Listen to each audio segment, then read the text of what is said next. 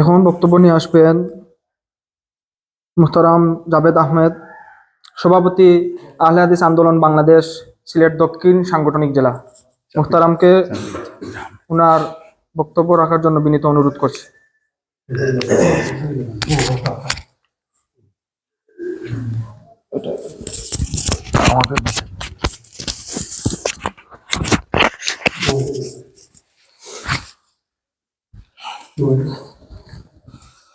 আসসালামু আলাইকুম ওয়া রাহমাতুল্লাহি ওয়া বারাকাতুহু।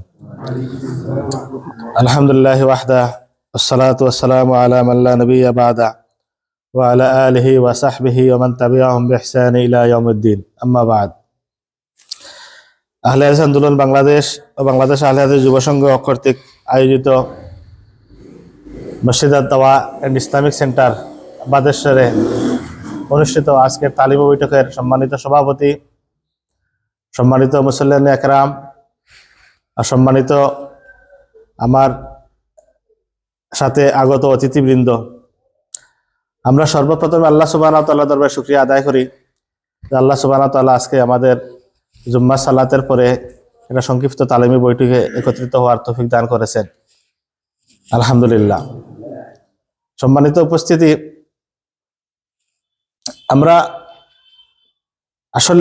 আমরা যারা এখানে এসেছি কেউ আলিম নয়, সবাই জেনারেল শিক্ষিত। তো আমরা আসার উদ্দেশ্য হলো যে আল্লাহ সুবহানাহু ওয়া তাআলা সূরা আসরের মধ্যে বলছেন যে ওয়াল আসরি ইন্নাল ইনসানা লাফি খুসর ইল্লাল্লাযীনা আমানু ওয়া আমিলুস সালিহাতি ওয়া তাওয়াসাউ বিল হাক্কি ওয়া তাওয়াসাউ বিস সাবর ওয়া তাওয়াসাউ বিল হক। অর্থাৎ পরস্পরের মধ্যে হকের দাওয়াত দেওয়া। আমাদের উদ্দেশ্যটা হলো যে আমরা পরস্পরের মধ্যে, আমরা এখানে আসছি যে কিছু শিখবো। আর যেহেতু রাসূলুল্লাহ সাল্লাল্লাহু আলাইহি ওয়াসাল্লাম বলছেন বাল্লিগু আন্নী ওয়ালাউ আয়া, যদি আমার পক্ষ থেকে একটি আয়াত হয় তো মানুষের কাছে পৌঁছে দাও। তো আমরা সামান্য যতটুকু জানি এইটুকু আপনাদের কাছে পৌঁছে দেওয়ার জন্য আসছি। সম্মানিত উপস্থিতি, আজকে বক্তব্য শুরু হয়েছে, বিষয়টা হলো যে আহলে হাদিস আন্দোলন বাংলাদেশের একটা লক্ষ্য উদ্দেশ্য আছে। ও লক্ষ্য উদ্দেশ্যের ব্যাখ্যা যে আসলে অনেক সময় আমরা হয়তো মনে করতে পারি যে এটা সংগঠনের দাওয়াত দিতে এসেছি। আসলে সংগঠনের লক্ষ্য উদ্দেশ্যটা কি? সংগঠনের লক্ষ্য উদ্দেশ্য এখানে কোনো নেতৃত্ব হাসিল করার জন্য নয়। উদ্দেশ্য হলো যে নির্ভেজাল তাওহীদের প্রচার এবং প্রতিষ্ঠা করা। এবং প্রচার এবং প্রতিষ্ঠা করতে হলে আমাদের প্রথমে কি করতে হবে? আমাদের আমল সংশোধন করতে হবে। আমলের ব্যাপারে আমাদের ইঞ্জিনিয়ার ভাই বললেন যে কিতাব ও সুন্নাতের যথাযথ অনুসরণ করতে হবে। কিতাব ও সুন্নাতের যথাযথ অনুসরণের মাধ্যমে কি করতে হবে? আমাদের আল্লাহ সন্তুষ্টি অর্জন। আমাদের মনের মধ্যে কি থাকতে হবে? আল্লাহ সন্তুষ্টি অর্জন। তা আমরা যদি আমাদের আমল যদি গ্রহণযোগ্য আমল যদি না হয়, তে আল্লাহ সুবহানাহু ওয়া তাআলার কাছে আমলটা গ্রহণ হবে না, এটা প্রতিদান পাবো না। এই জন্য গ্রহণযোগ্য আমলের 3টি শর্ত আছে। একটা হলো, প্রথম হলো আকীদা বিশুদ্ধ হওয়া, 2 নম্বর হলো কি তরিকা সহিহ হওয়া, 3 নম্বর হলো ইখলাসে আমল। তা আমরা আকীদা সম্পর্কে সংক্ষিপ্ত আমরা কিছু বুঝলাম। এছাড়া অন্তত আহলে হাদিস ভাইরা যারা আছেন অন্তত আকীদা সম্পর্কে পরিষ্কার, যে এটা সবাই জানে এবং সবাই মানি যে যদি আকীদা বিশুদ্ধ না হয় তাহলে আমার পাহাড় সমান আমল কোনো কাজে আসবে না। এই জন্য প্রথমে আকীদা। এরপরে আমাদের দ্বিতীয় হলো যে আল্লাহ সুবহানাহু ওয়া তাআলা ওনার নবী দ্বারা, রাসূল দ্বারা আমাদেরকে জানিয়ে দিয়েছেন যে আমরা কিভাবে আমল করব। তাহলে আমাদের সঠিক তরিকা হতে হবে। এই সঠিক তরিকা অনুযায়ী আমরা আমল করতে হবে। তো আমি এর সাথে একটু কিছু বলবো যে পরবর্তী যে 3 নম্বর ধাপ, এটা হলো ইখলাসে আমল। ইখলাসে আমলটা কি? ইখলাস কি? ইখলাস হলো শ্রুতি ও রিয়ামুক্ত আমলকে ইখলাস বলে। যে আমলের মধ্যে কোনো ধরনের সন্দেহ থাকবে না, লোক দেখানো থাকবে না, নিঃসন্দেহ আমল হতে হবে এবং লোক দেখানো হতে হবে না। লোক দেখানো আমল হলে হবে না। এই জন্য আমরা যে আমলটা করব, এই আমলটা ইখলাসের সহিত আমল করতে হবে। আমরা যদি ইখলাসের সহিত আমল করি, সেই আমলটা আল্লাহ সুবহানাহু ওয়া তাআলার দরবারে গ্রহণযোগ্য হবে। আর আমরা যদি আমাদের আমলের মধ্যে যদি লোক দেখানো থাকে, আমাদের আমলের মধ্যে যদি অন্যান্য কিছু থাকে, তাইলে আমলটা কবুল হবে না। এই জন্য রাসূলুল্লাহ সাল্লাল্লাহু আলাইহি ওয়াসাল্লাম বলেছেন, কিয়ামতের দিন সর্বপ্রথম 3 ধরনের মানুষ দ্বারা বিচার শুরু করা হবে। প্রথম হলেন শহীদ, 2 নম্বরে হলেন একজন কারি আলিম, 3 নম্বরে হলেন একজন দানবীর, দানশীল মানুষ। প্রথমে শহীদকে আনা হবে, ওনাকে বলা হবে যে আল্লাহ সুবহানাহু ওয়া তাআলা ওনাকে বলবেন যে আমি যে তোমাকে যে সমস্ত নিয়ামত রাজি দান করেছি, তখন সে স্বীকার করবে, যে বলবে যে হ্যাঁ, আল্লাহ সুবহানাহু ওয়া তাআলার কাছে বলবে যে হ্যাঁ, আপনি আমাকে অসংখ্য নিয়ামত রাজি দান করেছেন। তখন আল্লাহ সুবহানাহু ওয়া তাআলা জিজ্ঞাসা করবেন যে এর বিনিময়ে তুমি কি করছো? তখন সে বলবে যে আমি আল্লাহর রাস্তায় জিহাদ করছি এবং জিহাদ করতে করতে আমি শহীদ হয়েছি। আল্লাহ সুবহানাহু ওয়া তাআলা বলবেন তুমি মিথ্যা বলছো, তুমি তো জিহাদ করছো তুমি দেখানোর জন্য, তুমি একজন বীর, তুমি বীর দেখানোর জন্য তুমি তো জিহাদ করেছো, তুমি সত্য বলেনি। যেন আল্লাহ সুবহানাহু ওয়া তাআলাকে নির্দেশ দিবেন, ফেরেশতারা তাকে উপর করে হেঁচড়িয়ে জাহান্নামের দিকে নিয়ে যাবেন এবং জাহান্নামে নিক্ষেপ করবেন। কারণ এখানে উপর করে হেঁচড়িয়ে নিয়ে যাওয়ার কারণটা হলো যে তাকে আল্লাহ সুবহানাহু ওয়া তাআলা তাকে দুনিয়াতে সম্মান দিয়েছিলেন, তাকে শক্তি দিয়েছিলেন, সামর্থ্য দিয়েছিলেন জিহাদ করার জন্য। কিন্তু সে এখানেও সে রিয়া করছে, অর্থাৎ মানুষ লোক দেখানোর আমল করছে। এই জন্য আল্লাহ সুবহানাহু ওয়া তাআলা তাকে অপমান করে জাহান্নামে নিক্ষেপ করবেন। 2 নম্বরে আসবে শহীদ, 2 নম্বরে আসবে আলিম কারি। তো আল্লাহ সুবহানাহু ওয়া তাআলা তাকে যে সমস্ত নিয়ামত রাজি দান করেছিলেন বলা হবে এবং দেখানো হবে, সে তা স্বীকার করবে। তখন আল্লাহ সুবহানাহু ওয়া তাআলা আবার তাকে জিজ্ঞাসা করবেন যে তুমি কি করেছো? তখন সে বলবে যে আমি কোরআন অধ্যয়ন করেছি এবং সেই অনুযায়ী মানুষকে দাওয়াতও দিয়েছি, এছাড়া আমি মানুষকে কোরআন শিক্ষা দিয়েছি। তখন আল্লাহ সুবহানাহু ওয়া তাআলা বলবেন যে তুমি মিথ্যা বলছো, তুমি তো তখন নিজেকে একজন কারি এবং আলিম জাহির করার জন্য তুমি এগুলা করছো। ঠিক তেমনিভাবে আল্লাহ সুবহানাহু ওয়া তাআলা তাকে নির্দেশ দিবেন এবং তাকেও উপর করে হেঁচড়িয়ে জাহান্নামের দিকে নেওয়া হবে এবং জাহান্নামে নিক্ষেপ করা হবে। 3 নম্বরে আসবেন দানশীল। আল্লাহ সুবহানাহু ওয়া তাআলা তাকে যে সমস্ত দুনিয়াতে যে সমস্ত সম্পদ দান করেছিলেন, তাকে এই সম্পদ বলা হবে যে তোমাকে যে সম্পদ দান করেছিলাম, সে স্বীকার করবে। তখন তাকেও জিজ্ঞাসা করা হবে যে তুমি এই সম্পদের কি করছো, কি ব্যবহার করছো? তখন সে বলবে আমি সম্পদ দান করছি। তখন আল্লাহ সুবহানাহু ওয়া তাআলা বলবেন যে না, তুমি সম্পদ আসলে লোক দেখানোর জন্য দান করছো, দানবীর হওয়ার জন্য। আমাদের সমাজে এখন তো একজন লোক আছেন দানবীর হওয়ার জন্য। তখন আল্লাহ সুবহানাহু ওয়া তাআলা তাকে নির্দেশ দিবেন এবং তাকে উপর করে হেঁচড়িয়ে নেওয়া হবে এবং তাকে জাহান্নামে ফেলা হবে। তো এই জন্য ভাইরা, আমরা যে সমস্ত যতটুকু আমল আমাদের সাধ্যর মধ্যে আছে, আমরা যতটুকু আমল করব অতটুকু যাহাতে রিয়া মুক্ত হয়, রিয়াযুক্ত না হয়, লোক দেখানো না হয়। আমরা একমাত্র আমাদের মনের মধ্যে এটাই থাকে যে আল্লাহকে সন্তুষ্ট করার জন্য। এরপরে আমি বলবো, সম্মানিত উপস্থিতি, আমরা আজকে এখানে এসেছি একটা দাওয়াতি সংগঠন আহলে হাদিস আন্দোলন বাংলাদেশ থেকে।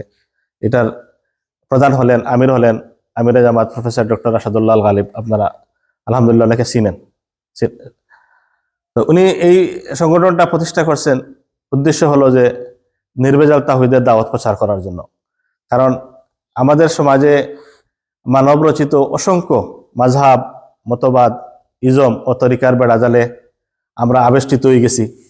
আমরা এর থেকে যে আল্লাহ প্রদত্ত এবং রাসূলুল্লাহ সাল্লাল্লাহু আলাইহি ওয়াসাল্লাম প্রদর্শিত যে দিন আছে, এই দিনে ফিরিয়ে আনার জন্য এইরকম একটা দাওয়াতি সংগঠনের কাজের একান্ত প্রয়োজন।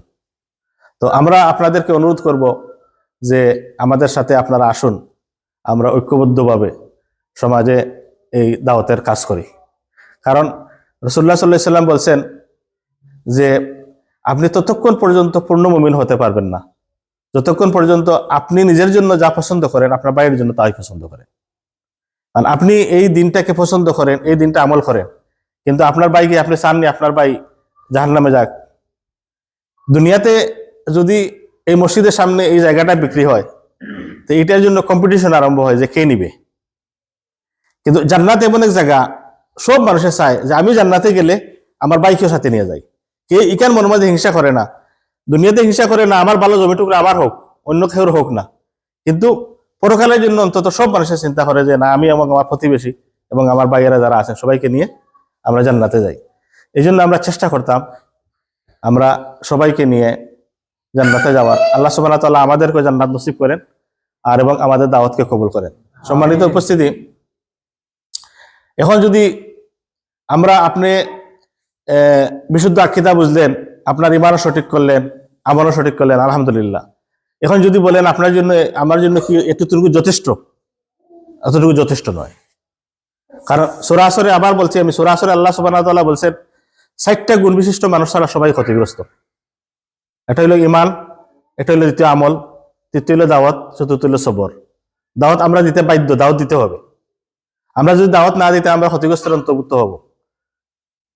এছাড়া আল্লাহ সুবহানাহু ওয়া তাআলা আমাদেরকে শ্রেষ্ঠ উম্মত হিসেবে দুনিয়াতে আনছেন।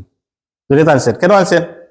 যে আল্লাহ সুবহানাহু ওয়া তাআলা কোরআনে বলেছেন, কুনতুম খায়রা উম্মাতিন উখরিজাত লিন-নাস তা'মুরুনা বিল মা'রুফি ওয়া তানহাউনা আনিল মুনকার।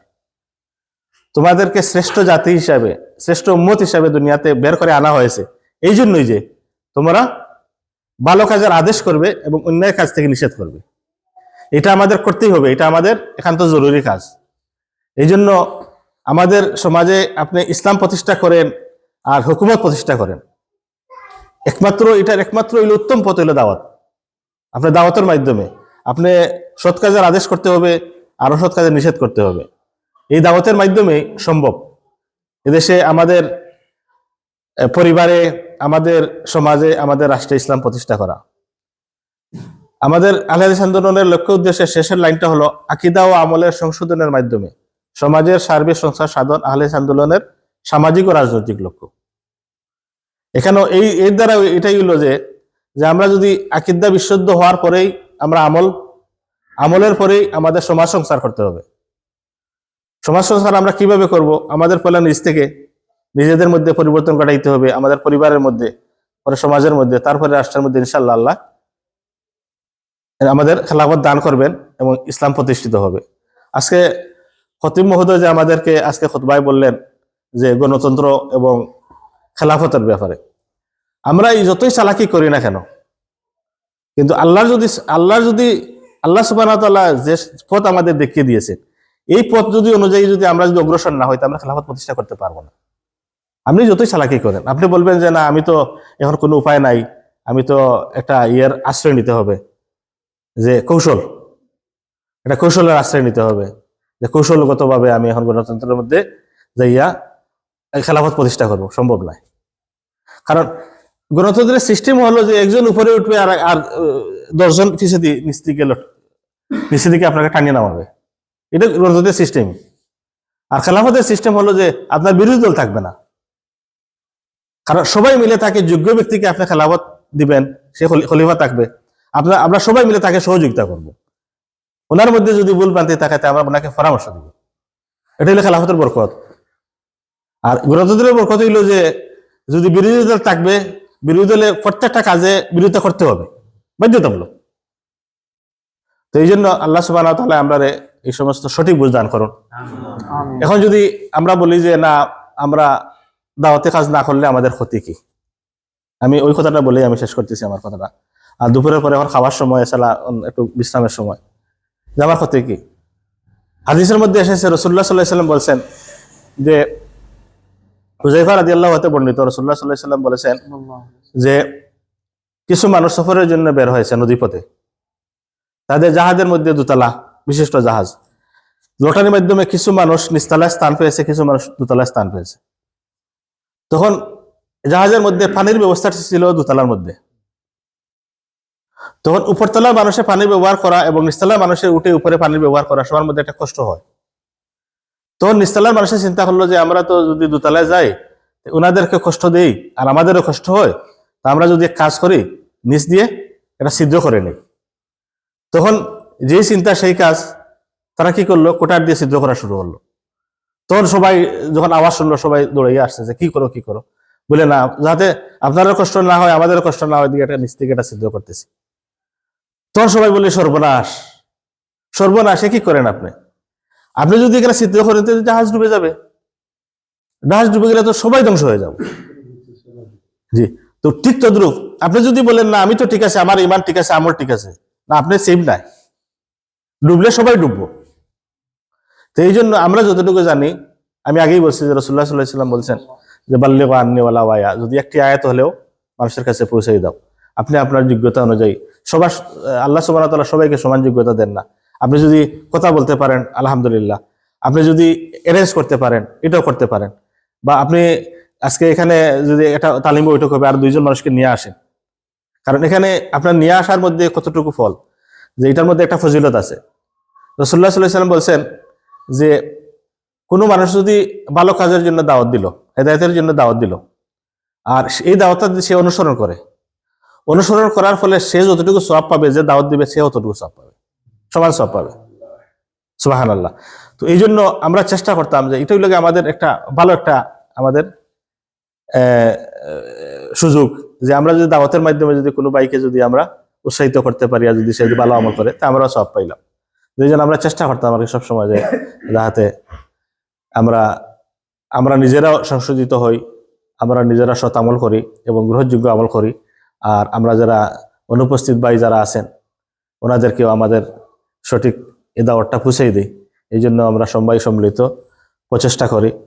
পরিশেষে আপনাদের কাছে এই আহ্বান জানিয়ে আমি আমার বক্তব্য শেষ করছি। আসুন পবিত্র কোরআন ও সহিহ হাদিসের আলোকে জীবন গড়ি। সাল্লাল্লাহু আলা নবিয়িনা মুহাম্মদ। আসসালামু আলাইকুম ওয়া রাহমাতুল্লাহি ওয়া বারাকাতুহু।